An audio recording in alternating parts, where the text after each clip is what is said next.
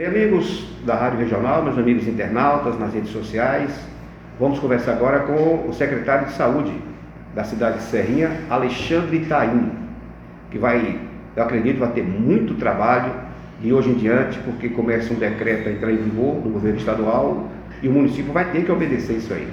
Alexandre, um abraço para você, boa tarde para os ouvintes da Rádio Regional e para os internautas também. Boa tarde, Zé Ribeiro, boa tarde, internautas, ouvintes da Rádio Regional. A partir de hoje, às 22 horas, começa a valer o decreto do governo do estado, em que limita o toque de recolher das 22 às 5 horas da manhã, ou seja, as pessoas que não tiverem a real necessidade de sair devem permanecer em casa, e isso vai ser cumprido à risca, como foi determinado ontem numa reunião entre órgãos municipais e 16º Batalhão, do comandante hoje, Gilson Paixão. Alexandre, você conta com a população, é claro, com as autoridades, mas isso pode não ser suficiente, né? Há talvez a obrigatoriedade de uma decisão mais enérgica para que se cumpra esse decreto, ou você acha que a população vai colaborar? Zé, eu particularmente acho que isso é uma experiência de 7 dias que o governo vai fazer. Ele também está contando com a consciência da população que o momento é pior do que o ano passado. Se você ver, Serrinha entrou na pandemia oficialmente no dia 13 de março, a gente está chegando no dia 13 de março de 2021 e a situação é pior do que a gente vivia ano passado. Então, medidas mais enérgicas sim podem acontecer caso a população não entenda a gravidade do momento.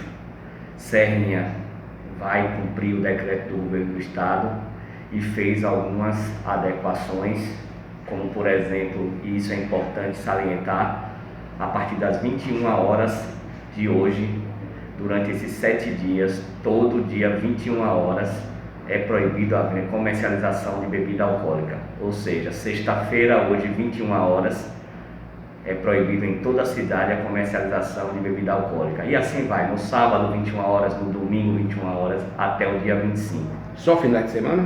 Não, até o dia 25. Do dia 19 ao dia 25, a comercialização de bebidas alcoólicas é proibida a partir das 21 horas. Às 22 horas, todos têm que estar em casa. A Praça Astrogilda Guimarães, que todo mundo conhece como Morena Bela, hoje é fechada às 18 horas para o trânsito e só reabre às 5 horas da manhã de segunda. É uma outra mudança que a gente fez. Existe também a questão do delivery, que as pessoas me perguntam muito. O delivery está suspenso a partir das 22 horas. O único delivery permitido é o de farmácia, para que as pessoas não precisem se deslocar até a farmácia para comprar sua medicação. Então, o delivery de farmácia, como é um serviço essencial, como posto de combustível, como a própria farmácia, hospitais, esses sim continuam abertos a partir das 22. Mas delivery, que as pessoas usam muito na relação de alimentação, está proibido. Na questão da Morena Bela, as motos de delivery, elas podem entrar na Morena para pegar o seu produto para entregar ao cliente. E é a única que vai poder entrar na Morena Bela durante esses 3 dias de fechamento, são as motos do delivery. Alexandre, essas determinações valem para o comércio. E quanto ao cidadão comum? Quanto ao cidadão comum, a partir das 22 horas de hoje até as 5 horas da manhã, ele tem que estar em casa, ele não pode circular. As pessoas me perguntam sobre o comércio, me perguntam sobre atividade esportiva, sobre academia. É bom deixar bem claro que o decreto é sobre circulação de pessoas. O decreto do governo do estado não faz a obrigatoriedade de fechamento de comércio, é apenas de circulação de pessoas. Então, como às 22 horas a circulação de pessoas está proibida, o comércio não essencial também, naturalmente, tem que fechar para que as pessoas possam ir para casa. Mas não tem nada ainda a priori que fale em fechamento do comércio. Apesar que ontem, no Correio da Bahia, o secretário de Estado de Saúde, Fábio Vilas Boas, falou que, se necessário for, as medidas enérgicas vão ser tomadas e aí existe até a possibilidade de fechar tudo, um novo lockdown. Não é o que a gente quer, não é o que a gente deseja, então a gente espera a compreensão da população nesse momento. Alexandre Itaim, secretário de Saúde do município de Serrinha.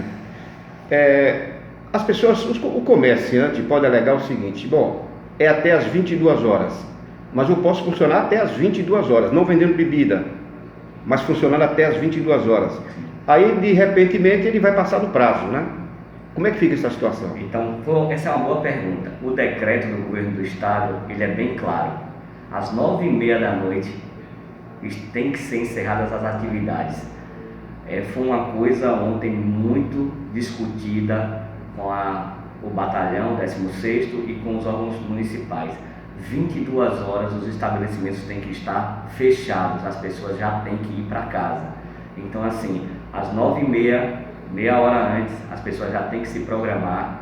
A gente vai estar saindo na rua aí provavelmente por volta de 8, 8h30, já orientando. A gente não quer passar por nenhuma situação que tenha que usar alguma atitude mais enérgica, porque a gente sabe que a população, de uma certa forma, entende o momento que a gente está passando. Me perguntam também novamente sobre o comércio. Eu não vejo o comércio hoje, pela experiência que a gente tem de um ano, como um fator importante, o fechamento, a abertura do comércio para a transmissão do Covid. O que a gente pede mesmo é que a população mantenha um distanciamento, use máscara e só vá na rua quando extremamente necessário. O lockdown também, que já me questionaram, eu também não vejo como uma boa atitude se o lockdown não vier do estado e se o lockdown não for feito por toda uma região.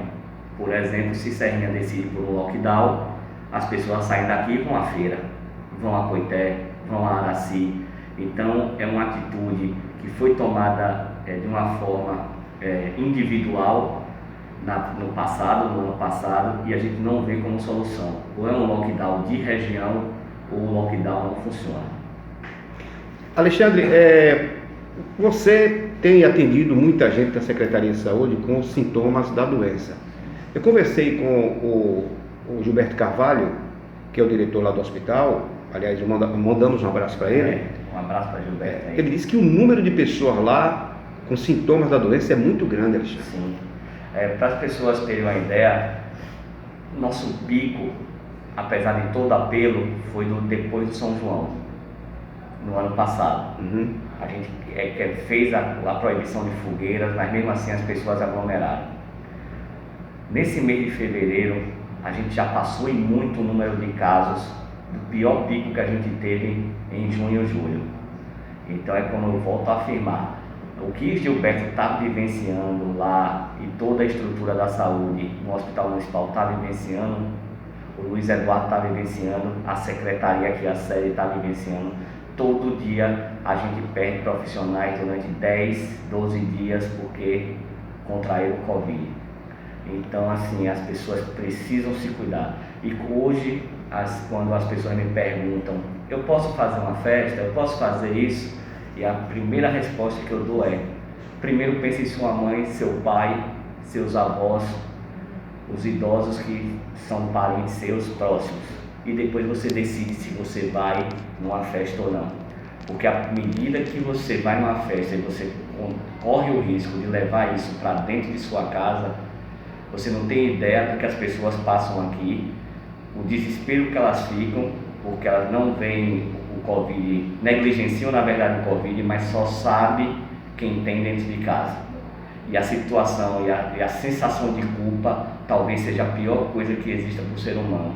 Quando ele leva, ou ele acha que foi ele que levou o Covid para lá, para a casa da avó, do avô, do pai e da mãe.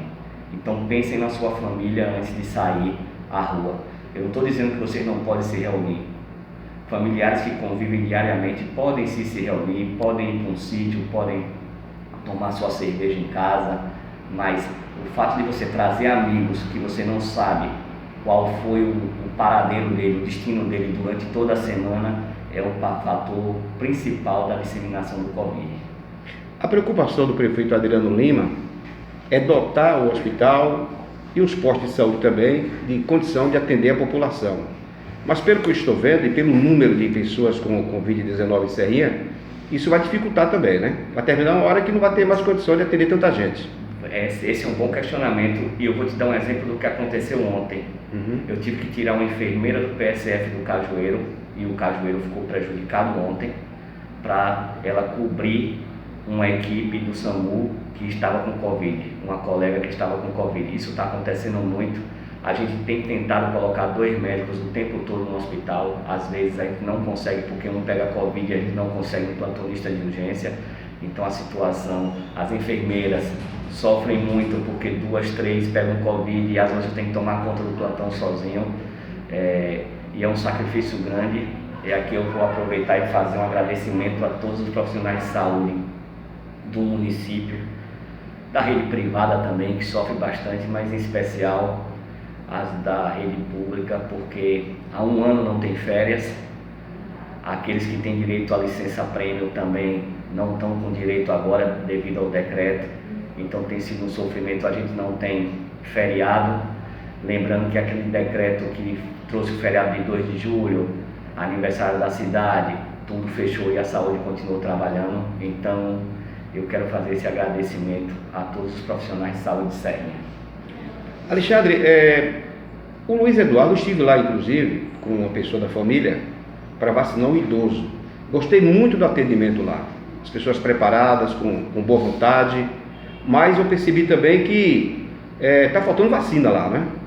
Sim, é outro questionamento. Essa é uma boa pergunta porque as pessoas acham que a vacina é responsabilidade do município. A vacina ela é responsabilidade da União. A União manda para o Estado e o Estado é responsável pela distribuição da vacina. Ou seja, se o Estado falhar, ele só falha na logística da distribuição. Ele também não tem esse poder, a não ser que faça uma compra emergencial por conta própria, mas basicamente a União é responsável pela vacinação. A gente teve esse questionamento numa reunião do secretário de Estado de Saúde da Bahia, que era essa dificuldade. A gente tem 2 tipos de vacina hoje. Uma, você tem que repetir a dose em 28 dias, a outra em 90. E o nosso questionamento, junto com Priscila, que é a nossa diretora da VIEP, foi se seria garantida a 2ª dose para esses pacientes. O que está acontecendo hoje é que vários municípios não têm a 2ª dose para dar aos seus munícipes. Algo que a gente fez diferente. Na Coronavac, que são 28 dias para se vacinar novamente, a 2ª dose, se chegou em Serrinha 500, a gente só vacinou 250 pessoas, para garantir que essas 250 pessoas pudessem tomar a 2ª dose.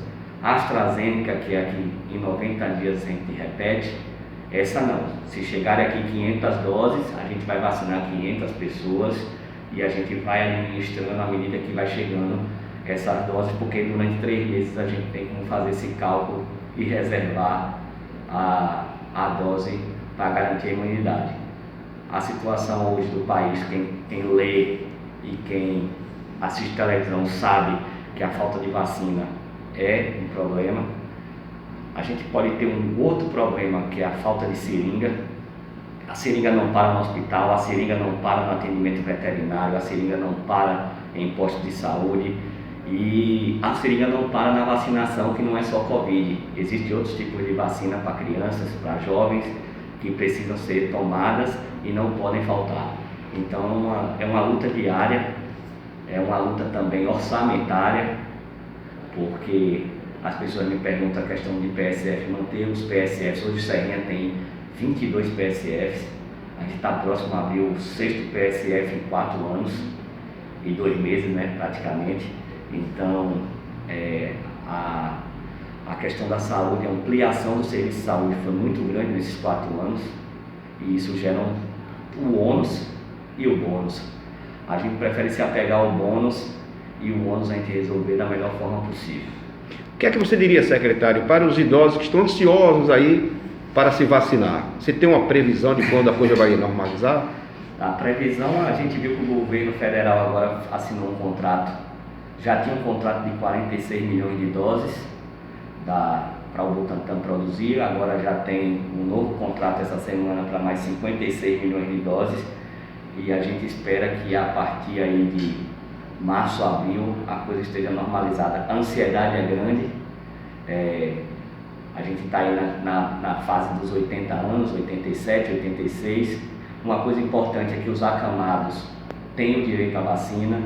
Um familiar pode ir até o Luiz Eduardo com a identidade do acamado e o endereço de residência, e no roteiro determinado por Williane, que é a responsável lá pela sala de vacina, a pessoa será vacinada em casa.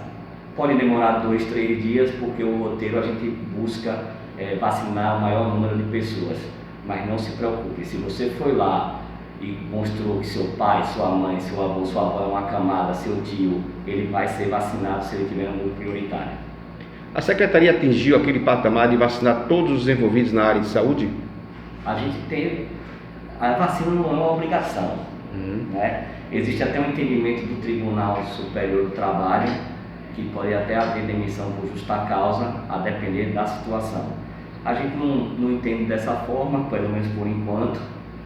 As pessoas têm o direito a não querer se vacinar, mas a gente tem uma boa receptividade aqui na saúde. A gente teve todo o LACEN, todo o SAMU, o hospital, se eu não me engano, a gente teve mais de 90% de vacinação.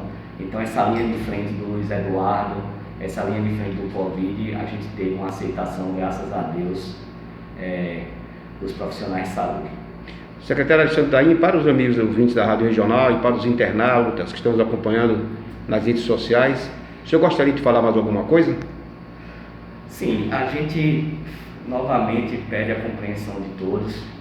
A gente não está aqui para impor nada, a gente está aqui para tentar, como o próprio Major Teixeira falou ontem, a rigidez desse decreto provavelmente será bem diferente dos outros. A gente vai ter que assumir um papel mais duro, porque a gente agora se transformou numa guerra, a guerra do Covid, e é a favor da vida. Então a gente não tem que pensar 2 vezes enquanto tiver que tomar uma decisão para que a gente salve o maior número de pessoas possíveis. No mais, as pessoas aguardem as orientações da Secretaria de Saúde sobre os grupos prioritários para a vacinação. A gente ainda não tem do Estado uma data para nova remessa de vacinas, mas a gente vai estar informando a todo mundo, e é só manter a tranquilidade e com fé em Deus tudo vai dar certo. Você vai para as ruas hoje? Vou sim. Vai fiscalizar? A equipe da Vigilância Sanitária fiscalizar. Provavelmente no domingo também estarei, segunda, terça, quarta. Só não amanhã, porque eu tenho um compromisso, mas na sexta, no domingo, segunda, terça, quarta e quinta, com certeza eu vou estar para a vigilância. Obrigado, secretário. Eu que agradeço a oportunidade. Obrigado, Sérgio.